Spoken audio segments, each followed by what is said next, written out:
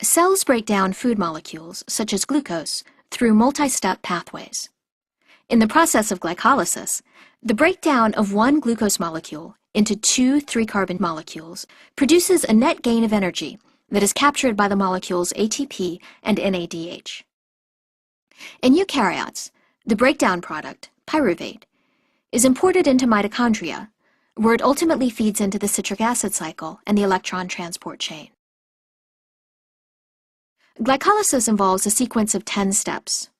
In the first 3 steps, energy in the form of ATP is invested to be recouped later. In the 4th and 5th steps, this energy allows glucose to be split into 2 smaller molecules from which energy can be harnessed efficiently. And in the last 5 steps, energy is released stepwise as ATP and NADH. The elegant chemistry that evolved to catalyze these reactions ensures that energy is released in small portions that can be efficiently captured. Less controlled combustion reactions would release most of the energy as heat. In the first step, the enzyme hexokinase uses ATP to phosphorylate glucose. This investment of energy primes glucose for energy-releasing reactions later in glycolysis. The resulting molecule is glucose 6-phosphate.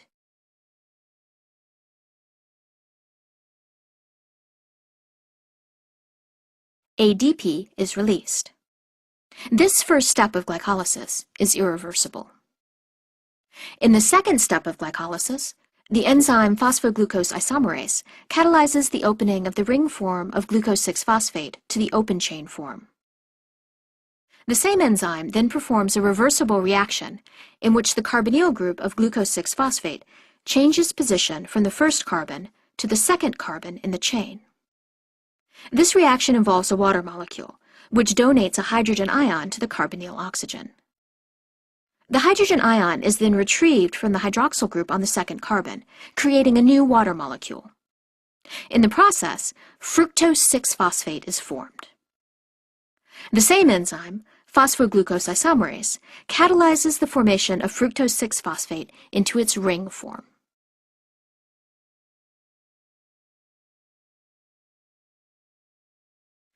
In the third step of glycolysis, the enzyme phosphofructokinase uses ATP to phosphorylate fructose 6-phosphate.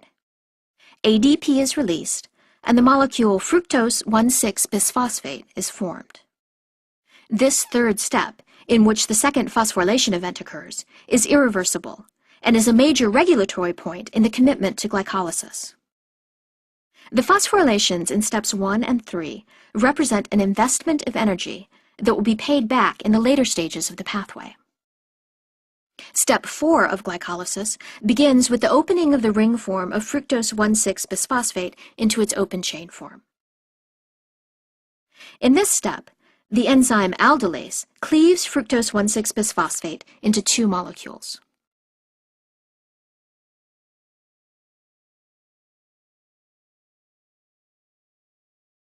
One molecule that is formed is the 3-carbon glyceraldehyde 3-phosphate. The enzyme performs additional reactions on the second 3-carbon molecule.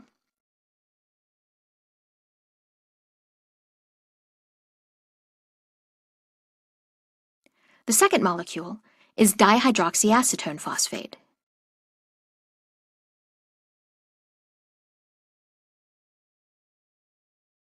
In step 5 of glycolysis, the enzyme triose phosphate isomerase catalyzes the isomerization of dihydroxyacetone phosphate into glyceraldehyde 3-phosphate. The catalytic mechanism of this enzyme is very similar to that of phosphoglucose isomerase back in step 2. The result is 2 molecules of glyceraldehyde 3-phosphate. All of the subsequent steps of glycolysis will occur twice, once for each molecule of glyceraldehyde 3-phosphate. These are the energy generation steps of glycolysis. In step 6, the enzyme glyceraldehyde 3-phosphate dehydrogenase uses NAD to oxidize glyceraldehyde 3-phosphate. The resulting molecule is connected to the enzyme by a high-energy thioester bond. A molecule of inorganic phosphate displaces the high-energy thioester bond, forming a high-energy acyl anhydride bond. The resulting molecule is 1,3-bisphosphoglycerate. In the 7th step, the enzyme phosphoglycerate kinase dephosphorylates 1,3-bisphosphoglycerate. The high-energy phosphate is transferred to ADP, forming ATP. The 3-carbon molecule is now 3-phosphoglycerate. Because this reaction occurs twice, once for each 3-carbon molecule, a total of 2 ATPs are generated. At this point, the energy investment from the first 3 steps has been paid back. In the 8th step, 3-phosphoglycerate, which has a relatively low free energy of hydrolysis, is transformed by the enzyme phosphoglycerate mutase into 2-phosphoglycerate. In the 9th step, the enzyme enolase removes a water molecule from 2-phosphoglycerate, creating phosphoenol pyruvate. The loss of water redistributes energy within the molecule, creating a phosphate group with an extremely high free energy of hydrolysis. In the 10th and last step of glycolysis, the enzyme pyruvate kinase transfers the high-energy phosphate group to ADP, forming ATP and pyruvate. In the second half of glycolysis, many of the reactions release energy, captured in the form of ATP and NADH. Overall, the net energy produced in glycolysis from a single molecule of glucose is 2 molecules of ATP and 2 molecules of NADH. The chemistry of glycolysis is conserved all the way from bacteria to animal cells.